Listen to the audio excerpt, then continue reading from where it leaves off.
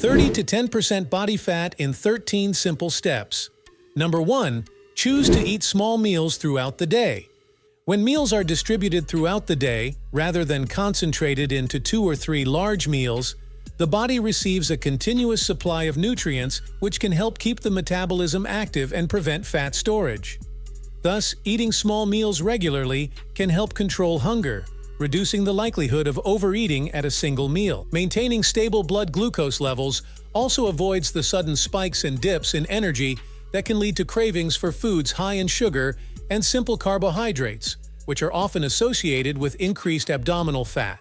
In 2011, researchers published a study in the Journal of the Academy of Nutrition and Dietetics, in which they concluded that eating small, frequent meals can be an effective strategy for controlling hunger, maintaining stable energy levels, and reducing abdominal fat, since basically this practice helps to avoid overeating and keeps the metabolism active, facilitating the loss of localized fat. Number 2. Increase your consumption of thermogenic foods. Thermogenic foods have properties that raise body temperature and speed up the metabolism, resulting in greater calorie expenditure, even at rest. This effect is known as dietary thermogenesis. Foods such as green tea, coffee, cayenne pepper, and ginger are common examples of thermogenic foods. They contain bioactive compounds that stimulate the central nervous system, increasing the release of adrenaline and other hormones that promote the breakdown of fat stored in the body. This increase in fat mobilization, combined with the additional calorie expenditure, facilitates the loss of body fat, including localized fat.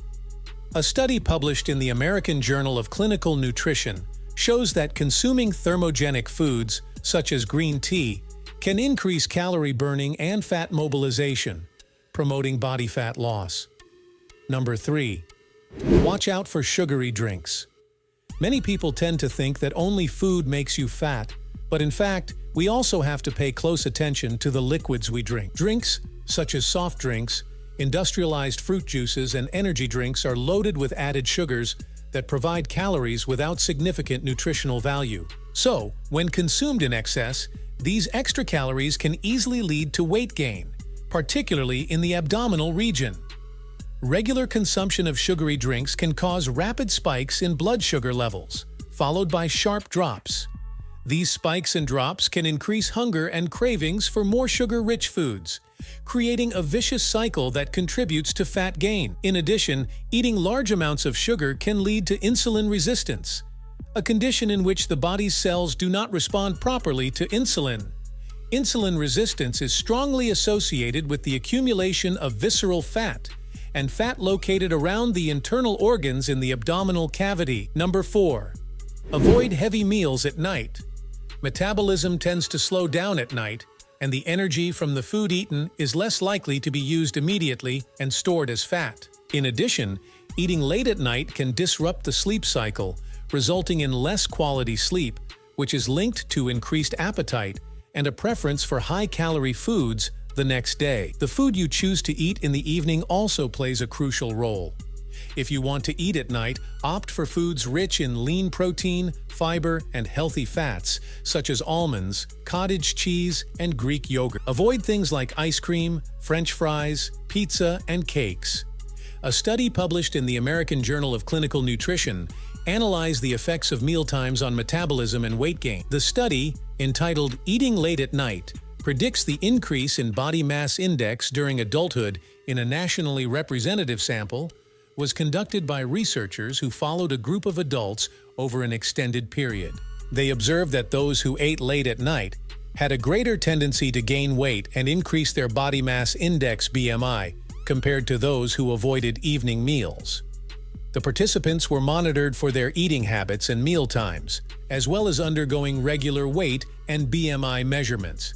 The data showed that individuals who ate after 8 p.m. were significantly more likely to increase their BMI, regardless of their total calorie intake.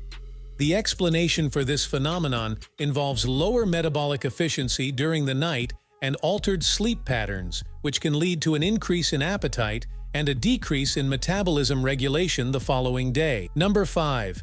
Incorporate strength training into your routine. Strength training increases muscle mass, which raises basal metabolism. Basal metabolism is basically your body's ability to keep burning calories even when it's in a resting state, facilitating overall fat loss, including localized fat. In addition, strength training causes an increase in post-exercise energy expenditure, known as the post-exercise excess oxygen consumption effect. So, after an intense strength workout, your body continues to burn calories at a high rate to repair and rebuild muscle fibers, which contributes to the reduction of body fat. A study published in the International Journal of Obesity in 2017 showed that strength training is effective not only for overall fat loss, but also for reducing visceral fat, which is that fat stored around the organs that is particularly dangerous for health, and increasing muscle mass, both of which are crucial for a healthier body composition and a more efficient metabolism. Number 6. Balance your carbohydrate intake appropriately. Refined carbohydrates, such as white bread, pasta, and sweets, are quickly digested and absorbed, causing spikes in blood sugar levels and, consequently, an elevated insulin response. Insulin is a hormone that facilitates the storage of fat, especially in the abdominal region. By opting for complex carbohydrates, such as whole grains, legumes, and vegetables, digestion is slower, resulting in a gradual release of sugar into the blood and a more moderate insulin response. This not only helps control hunger and cravings for high-sugar foods, but also promotes a more favorable hormonal environment for fat burning. A study published in the American Journal of Clinical Nutrition in the year 2004, investigating the effects of diets with different glycemic indices on weight loss and body composition, showed that balancing carbohydrate consumption, preferring low glycemic index sources, facilitates the loss of localized fat, especially in the abdominal area. This is because diets with a low glycemic index help control blood sugar and insulin levels, promoting a more favorable environment for fat burning. Number 7. Include fiber in your diet. Fiber, especially soluble fiber found in foods such as oats, beans, and carrots, helps increase feelings of satiety, slows down the digestion and absorption of carbohydrates, and regulates blood sugar levels. These combined functions help reduce total calorie intake and prevent spikes in insulin, a hormone that can promote fat storage, particularly in the abdominal region. Soluble fibers form a gel when mixed with water in the digestive tract, which slows down the absorption of nutrients and prolongs the feeling of satiety. This helps to reduce excessive food consumption and control cravings for foods high in sugar. In addition, insoluble fibers promote healthy intestinal transit, preventing constipation that can contribute to abdominal bloating. A study published in the Journal of Nutrition examined the relationship between fiber intake and body fat distribution, and the results showed that a higher intake of soluble fiber was associated with a lower amount of visceral fat, regardless of other dietary and lifestyle factors. Thus, it was concluded that an increase of 10 grams in the daily intake of soluble fiber was associated with a reduction of approximately 4% in visceral fat. This is why adequate consumption of fiber, especially soluble fiber, can be an effective strategy for reducing visceral fat, since fiber helps control appetite, improves blood sugar regulation, and promotes digestive health, all factors that contribute to the loss of localized fat and a better body composition. Number 8. Avoid processed foods. Processed foods are often high in calories, trans fats, refined sugars, and artificial additives, all of which can contribute to weight gain and, specifically, to the accumulation of abdominal fat. These foods tend to have low nutritional value, which can lead to excessive calorie consumption in an attempt to meet the body's needs for essential nutrients. One example is the popular snacks. You can eat them in very large quantities and you'll be eating a lot of calories and fat, but you'll still be hungry. In addition, added sugars, present in many processed foods, are particularly problematic. They can cause rapid spikes in blood glucose levels, followed by sharp drops, which also lead to increased hunger and a higher calorie intake.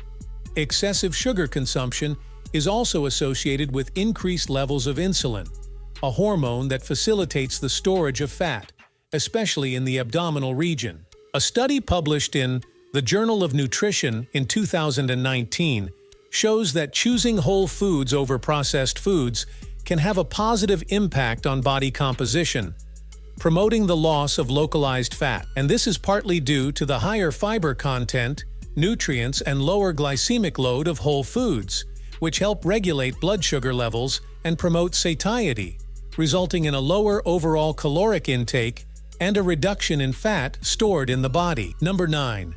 Exercise regularly. Aerobic exercise such as running, walking, cycling, and swimming increases heart rate and breathing rate, which in turn increases calorie burning during and after exercise.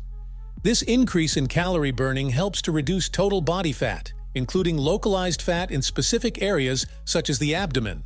The logic behind the effectiveness of aerobic exercise in losing localized fat is related to the creation of a calorie deficit. When the body burns more calories than it consumes, it turns to fat reserves for energy, resulting in a reduction in body fat. A study published in the American Journal of Physiology, Endocrinology, and Metabolism in 2003 investigated the effect of aerobic exercise on localized fat loss.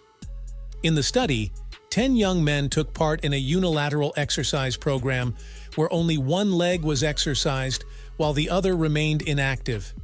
The participants cycled for 30 minutes with one leg 4 times a week for 5 weeks. The results showed a significant reduction in subcutaneous fat in the exercised leg compared to the inactive leg. In addition, there was an increase in blood flow and fat breakdown in the exercised area, suggesting that aerobic exercise can also increase fat mobilization in the specific areas where exercise is performed. This study demonstrates that although aerobic exercise promotes total fat loss by contributing to the calorie deficit, it can also have localized effects, increasing fat mobilization in the areas directly involved in the exercise. Number 10. Control stress.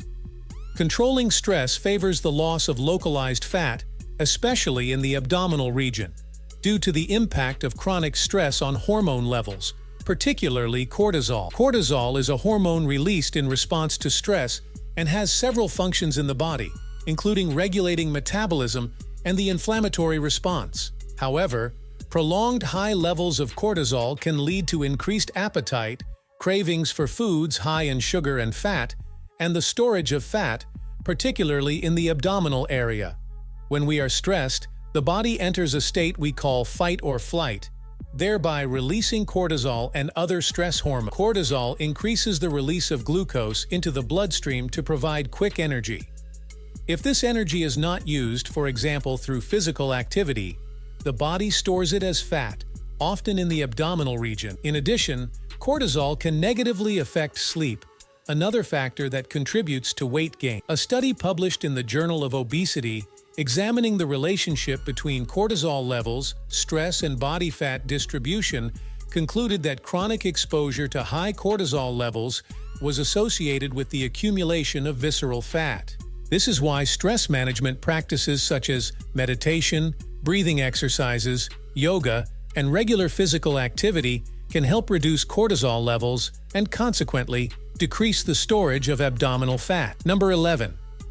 Get enough sleep. During sleep, the body carries out a series of essential processes that affect metabolism, hormones, and energy levels, such as muscle repair, memory consolidation, and hormone regulation. Hormones such as leptin and ghrelin, which control hunger and satiety, are directly influenced by sleep. Leptin, which signals to the brain that you are full, decreases with sleep deprivation, while ghrelin, which stimulates appetite, increases. This hormonal imbalance can lead to increased hunger and consequently excessive calorie intake. In addition, inadequate sleep can increase levels of cortisol, the stress hormone, which is associated with the accumulation of abdominal fat. Not only does cortisol promote fat storage, but it can also break down muscle tissue, which reduces the basal metabolic rate and makes it harder to lose fat. A study carried out in 2010 by the University of Chicago showed that sleep restriction not only prevents fat loss, but also promotes the loss of muscle mass, which can further impair metabolism and make it difficult to maintain weight in the long term. Number 12. Reduce your alcohol consumption. Alcohol is highly caloric, containing approximately 7 calories per gram, which is almost double the calories found in carbohydrates and proteins, which contain 4 calories per gram. In addition, alcohol consumption can lead to poor dietary choices, as it is often consumed alongside high-calorie and high-fat foods such as snacks and fast food. When you drink alcohol, the body prioritizes metabolizing it, as it is seen as a toxic substance. This means that the burning of other energy sources, such as fats and carbohydrates, is temporarily halted. As a result, these other calories are more likely to be stored as fat, including fat located in the abdominal region.